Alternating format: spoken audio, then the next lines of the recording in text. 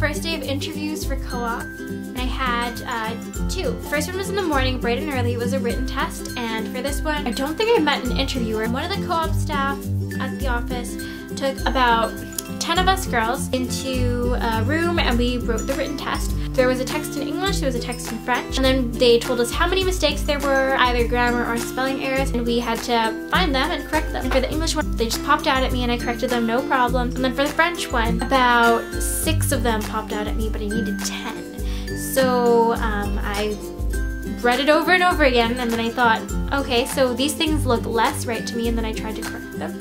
Then afterwards I checked with the Francophone friend, and it turns out that those things were actually right, so oops. And the second part was like a response, so they asked a question, and then you just had to write a short paragraph. You could write it either in English or French, which is really nice of them because then you can show off your skills in your native language. So the written test wasn't that bad, actually. There was no way you could really prepare for it, I guess, except for maybe looking over like your verbs or going over terms that are common to like the job that you're applying for. If you look at the website of the organization, like both French and English maybe. It's very hard to prepare for it, so it's really just testing your knowledge of French, and you don't really have to study anything. At least in my experience, you didn't have to.